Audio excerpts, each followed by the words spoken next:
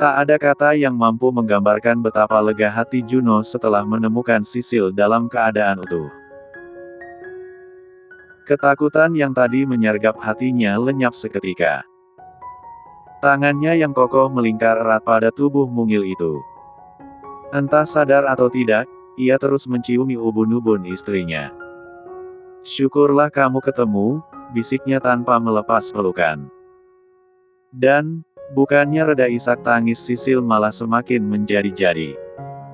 Ia membenamkan wajahnya ke dada bidang yang sedang memeluknya dengan begitu erat. "Sudah, jangan nangis. Kamu aman sekarang." Bisikan lembut itu membuat Sisil jauh lebih tenang. Ia mendongak untuk menatap wajah itu. Dalam pencahayaan seadanya ia dapat melihat wajah Juno. Namun, pelukan hangat itu langsung berurai dengan penuh kecanggungan, karena Sisil mendorong dada suaminya dan memberi jarak di antara mereka. Terlebih, setelah mendengar panggilan "sayang" yang disematkan Juno, Sisil tidak ingin besar kepala. Bagaimanapun lelaki itu bukan miliknya, tetapi milik wanita lain. "Kamu nggak apa-apa, kan? Nggak ada yang luka?"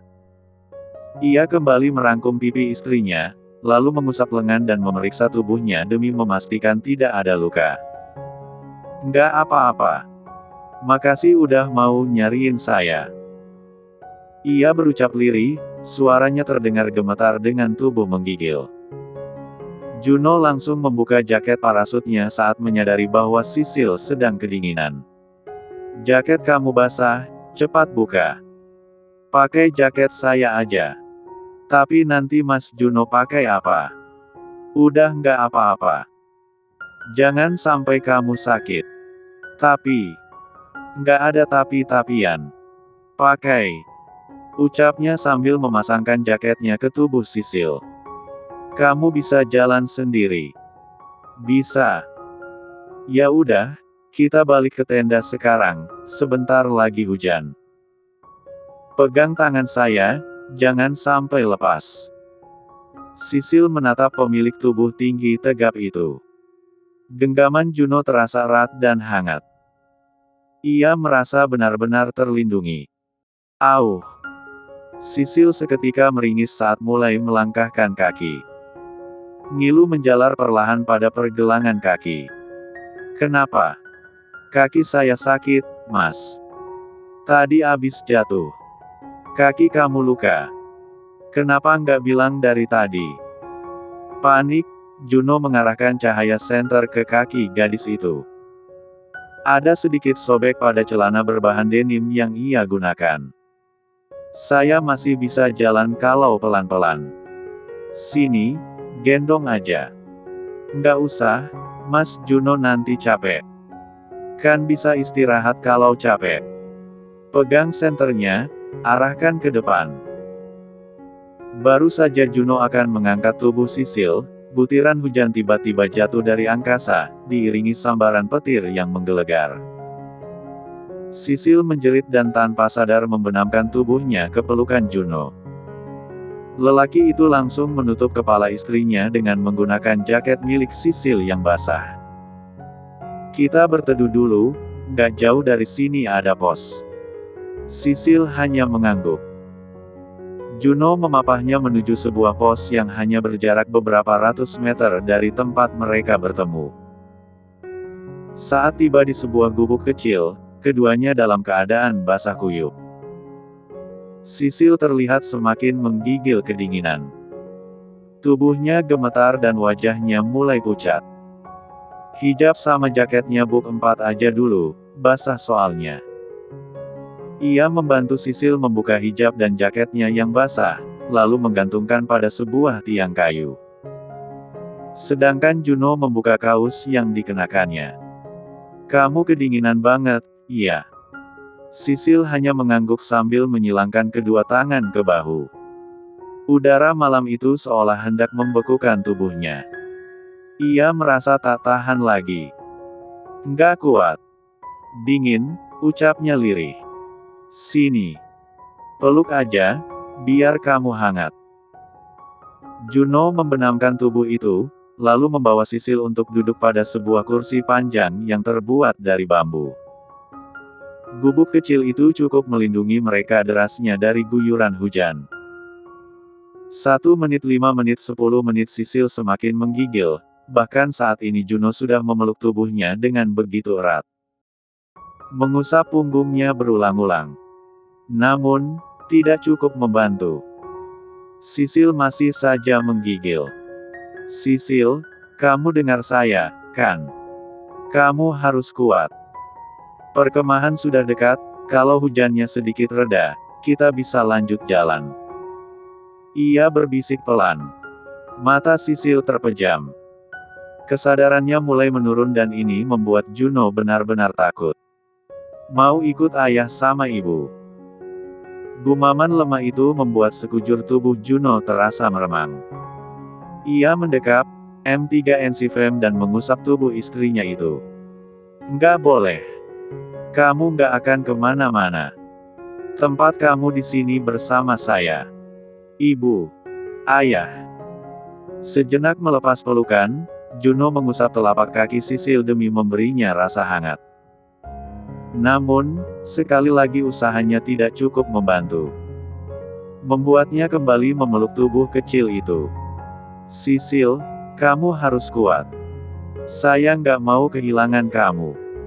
Pantang bagi seorang lelaki menjatuhkan air mata.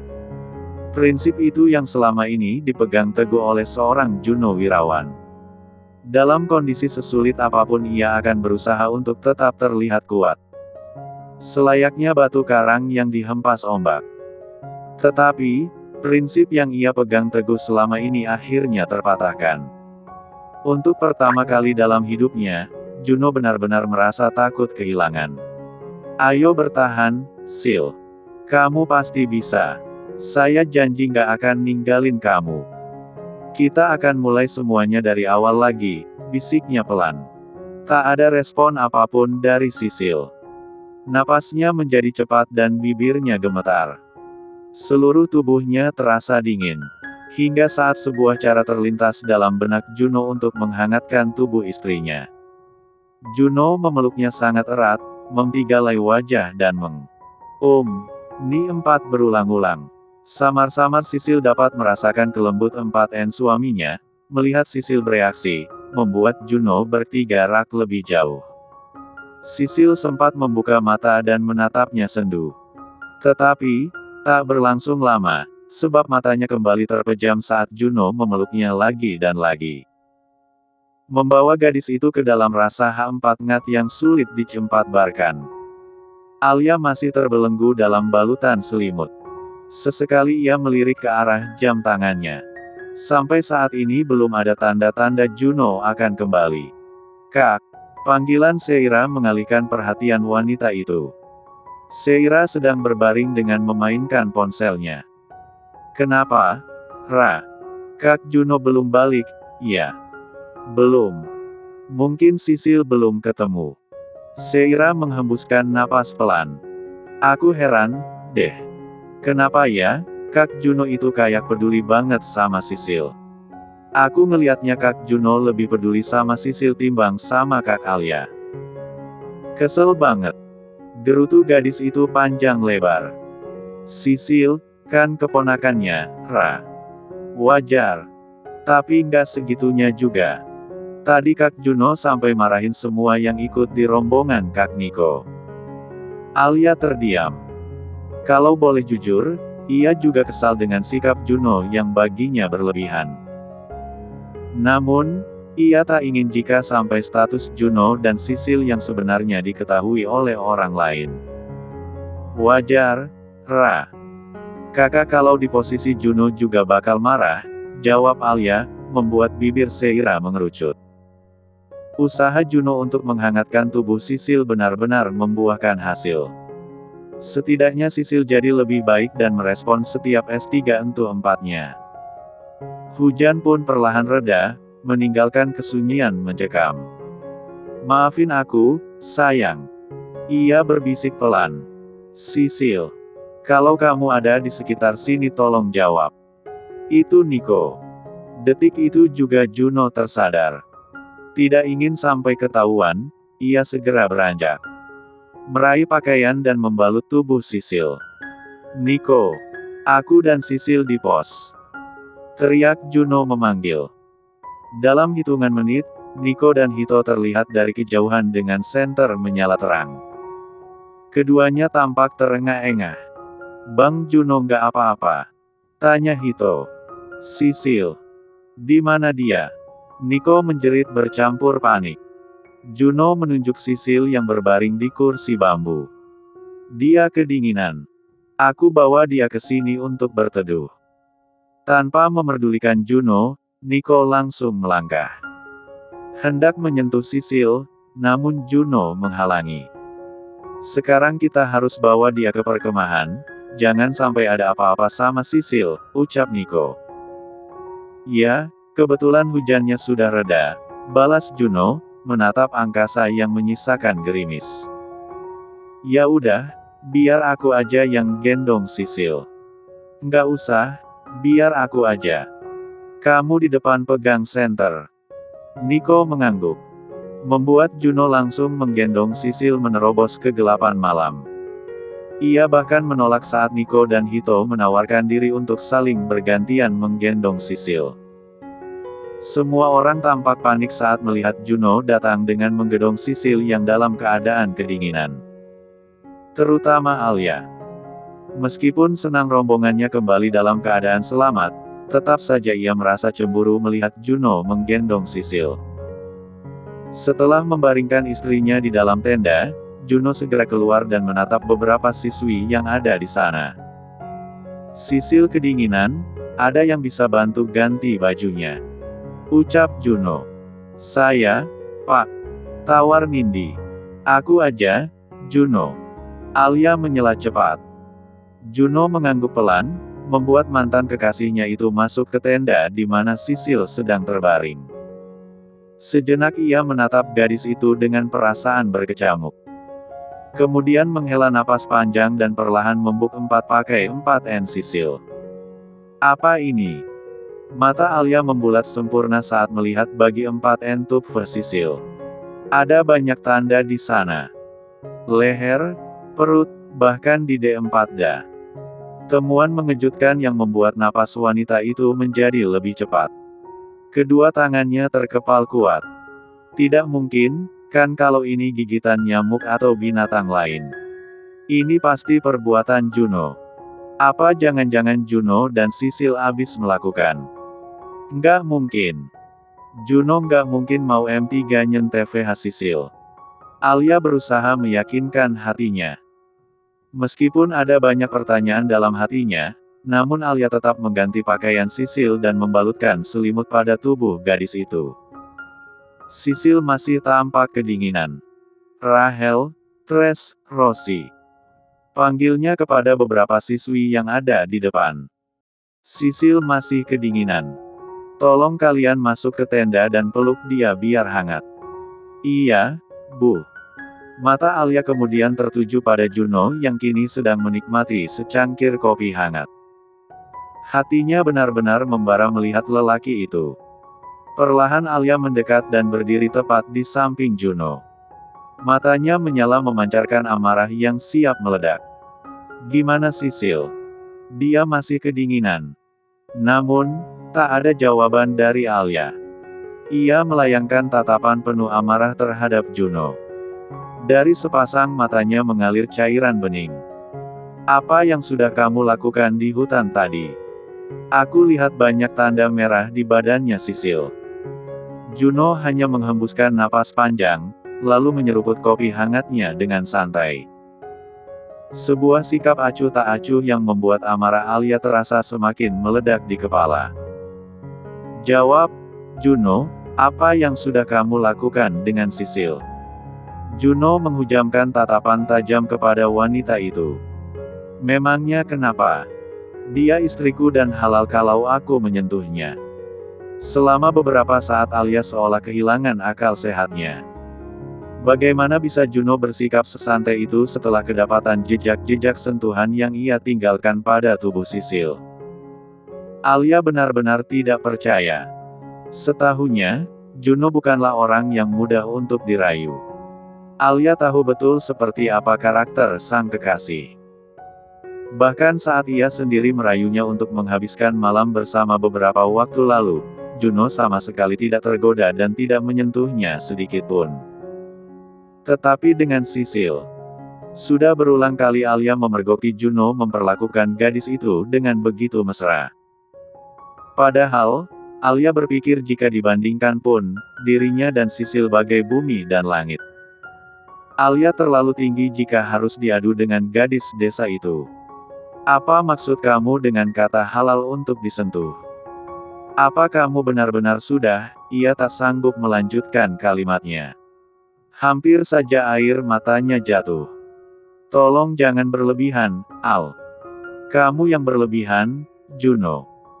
Ia memandang ke kanan dan kiri demi memastikan tidak ada yang mendengar pembicaraan mereka.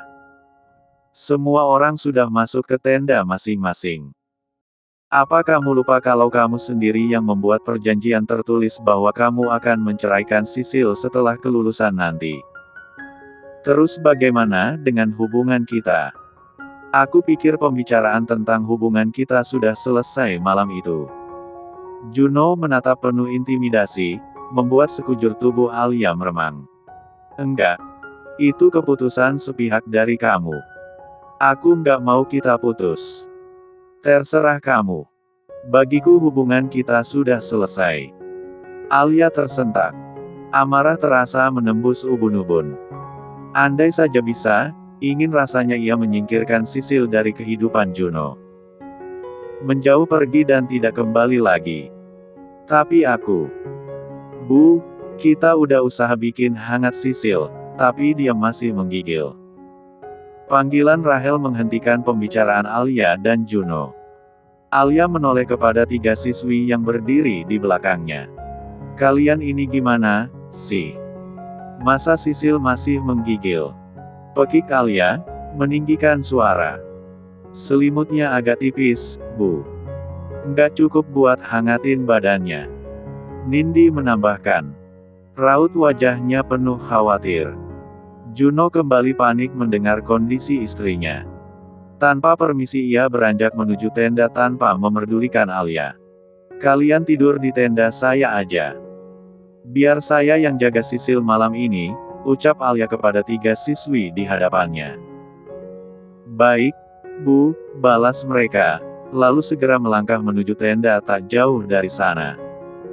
Tak ingin Juno berduaan dengan Sisil, Alia segera menyusul. Ketika memasuki tenda, ia merasakan tubuhnya memanas melihat Juno sedang berusaha menghangatkan tubuh gadis itu. Biar aku aja yang balurkan ke badannya Sisil. Tawar Alia saat Juno hendak menuang minyak kayu putih ke telapak tangannya. Nggak usah, biar aku aja. Juno menyibak pakaian Sisil hingga batas D4D, lalu membalurkan cairan hangat itu pada beberapa bagian tubuhnya. Perut, D4 dan punggung, serta telapak tangan dan kaki. Berulang-ulang Alia menarik napas, tak tahan rasanya melihat sikap Juno. Namun, ia tidak akan meninggalkan Juno berdua dengan Sisil di dalam tenda yang sama. Sesuatu yang buruk bisa saja terjadi, bukan? Kamu harus kuat. Bertahan, Sisil. Lelaki itu berbisik pelan sambil menggenggam tangan istrinya. Sementara tangan satunya mengusap puncak kepala yang tertutup kupluk. Kamu ke tenda sebelah aja. Biar aku yang temenin Sisil malam ini, ucap Alia. Jelas Juno menolak saran wanita itu.